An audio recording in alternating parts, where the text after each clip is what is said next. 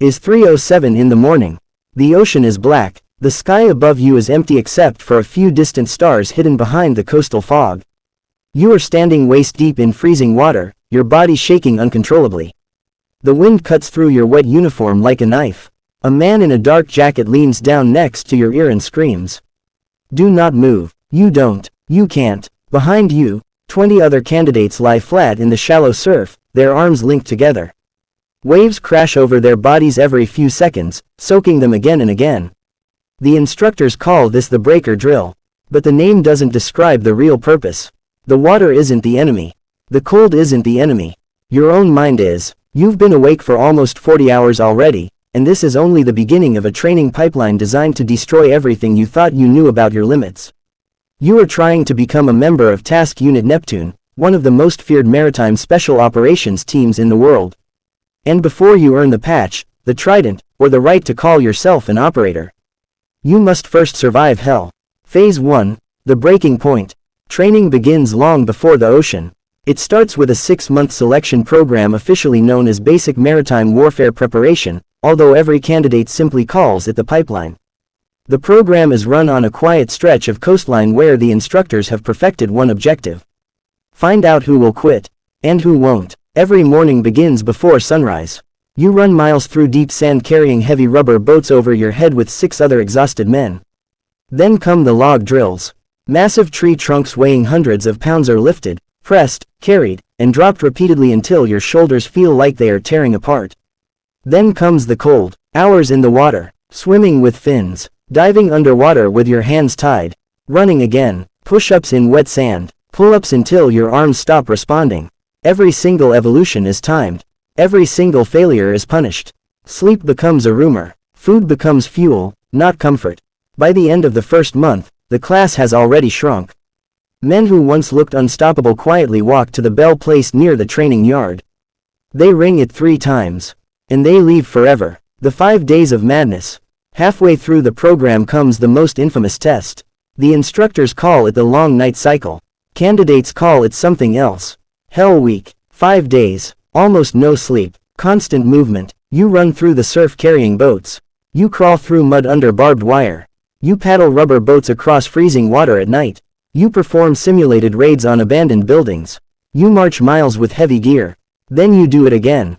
And again. And again. After 72 hours without sleep, hallucinations begin. You start seeing shapes moving in the dark that aren't there. Some candidates talk to people who don't exist. Others collapse from exhaustion. Stress fractures break bones slowly. Hypothermia causes shivering so violent it feels like your teeth might shatter. By the time the sun rises on the final morning, nearly 75% of the class is gone. Only the ones who refused to quit remain. But the truth is, that was only the beginning. The operators of the sea. The graduates of this pipeline become part of maritime assault teams. Small units of 8 to 10 operators trained to fight in places most soldiers cannot reach. They can infiltrate from submerged submarines. They can parachute from helicopters into hostile territory. They can swim miles underwater to reach a coastline without being detected. Their specialty is precision violence. They arrive silently, they strike quickly, and then they disappear. One of these teams was responsible for eliminating a global terrorist leader during a classified night raid in 2011. Another rescued a cargo ship captain held hostage by pirates in the Indian Ocean. Today, only about 2,500 operators serve in these maritime units. They operate in 8 teams spread across the globe. But while they are famous, they are not the only ones. The shock troops. Now imagine a different mission. You are sitting inside a military aircraft flying low over hostile territory. Red lights illuminate the inside of the cargo bay. Your parachute harness is tight across your chest. The rear ramp opens. Cold wind floods the cabin. Below you is the center of an active war zone. No stealth. No quiet infiltration. Your mission is simple. Jump first. Fight immediately. Secure the objective before anyone else arrives. You are part of the Falcon Regiment, one of the most aggressive airborne infantry units ever created. Unlike maritime commandos, these soldiers specialize in overwhelming force. They move fast. They attack hard. And they hit before the enemy has time to react. Their history stretches back centuries, but their modern structure was formalized during the late Cold War. Today they consist of roughly 3,000 operators divided into 3 battalions. To earn a place among them, every candidate must survive the infamous Falcon leadership course. 60 days of swamp marches, mountain patrols, sleep deprivation, and tactical decision-making under extreme stress. The goal is not simply endurance. The goal is leadership. You must learn to command exhausted soldiers while you yourself are starving, freezing, and barely conscious. Because when Falcon units deploy, they often lead the way for entire invasions. Airfields, cities, strategic positions, they arrive like a storm. The quiet strategists. But some wars are not won by storms. Some are won by whispers. Imagine operating in a foreign country where no one is supposed to know you exist. You grow a beard. You learn the language. You meet with tribal leaders. You negotiate alliances. You train local fighters. You build relationships that could decide the fate of an entire region. You are part of the Emerald Legion, a special forces unit created during the Cold War with a unique mission. Not to invade, but to influence. Each team consists of 12 specialists, weapons experts, medics, communications technicians, demolition specialists, but every member is trained to operate independently.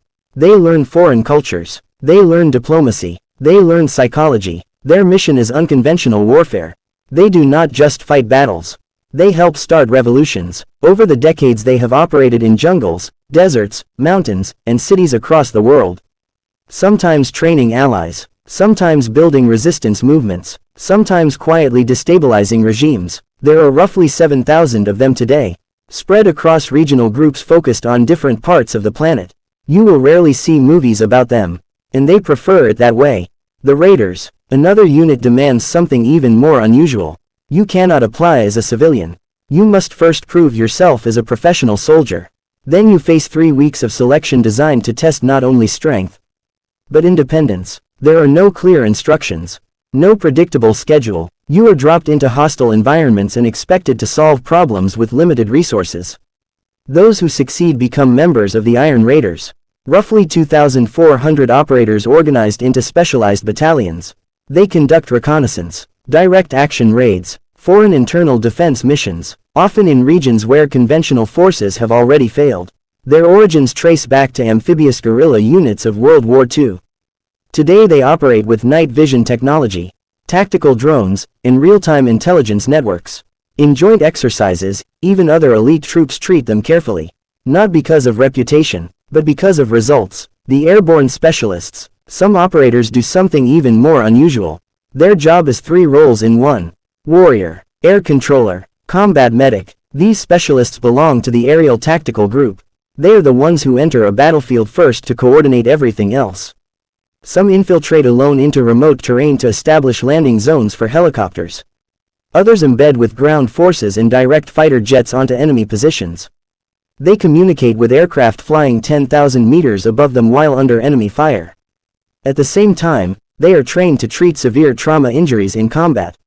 If someone is wounded, they are often the ones who risk everything to extract them. Their training pipeline can take nearly 2 years. It includes advanced medicine, combat diving, high-altitude parachuting, survival training in extreme environments. Only a small number make it through. But when they arrive on a battlefield, everything becomes more precise. The unit without a name. Now imagine a group that officially does not exist. No public emblem, no known roster, no confirmed missions. Operators are recruited quietly from other elite units after years of experience.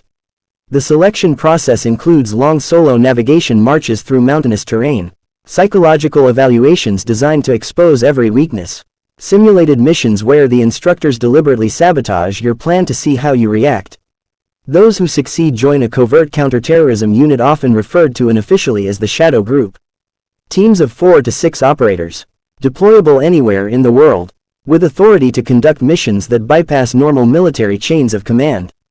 They have hunted war criminals, rescued hostages, and led some of the most dangerous operations of the past 3 decades. Their base sits inside a heavily guarded installation in North Carolina, so secure that satellite images show little more than empty terrain. If you serve there, your story will probably never be told. The Invisible Scouts. But even the Shadow Group does not move first. Before any raid, before any invasion, before any helicopter appears on the horizon, someone else may already be there. A small intelligence unit known informally as Recon Surveillance Division. Their operators live under false identities. Journalists, aid workers, businessmen. They speak multiple languages. They gather information quietly for months, sometimes years. They intercept communications, track high-value targets, map safe routes for future operations. Some reports claim operatives have even infiltrated enemy organizations directly. When their work is complete, they disappear. Most soldiers never know they were there. The night pilots. And when the mission finally begins, another group takes control of the sky. If you ever hear a helicopter flying low and fast in the middle of the night, there is a good chance it belongs to them. The Night Talon Aviation Regiment. The most skilled combat pilots in the special operations community. They were created after a disastrous rescue attempt decades ago revealed the need for aviators capable of flying under the most extreme conditions imaginable. They train to fly at night using only night vision goggles. They navigate mountains without radar signals. They land in spaces barely larger than the aircraft itself. These are the pilots who inserted assault teams during some of the most famous counterterrorism missions in modern history. When things go wrong, they are often the ones who fly into the chaos to extract the survivors. The quiet war. But not every battlefield uses bullets. Some use ideas. Some use influence. Two lesser-known units specialize in a different form of warfare. The civic stabilization teams work directly with local populations inside conflict zones. They rebuild infrastructure, negotiate with community leaders, restore local governance. Their goal is simple: prevent conflicts from growing. Alongside them operate information influence units, psychological operations specialists. They design propaganda campaigns, broadcast radio messages, spread narratives across social media, drop leaflets from aircraft. Their objective is not destruction. Their objective is doubt. If an enemy stops believing in their cause, the war may end before it begins. The shadow behind everything. Finally, there is one last organization. Not military, not public, but deeply connected to everything you have just seen. An intelligence agency capable of operating in places where soldiers cannot officially go.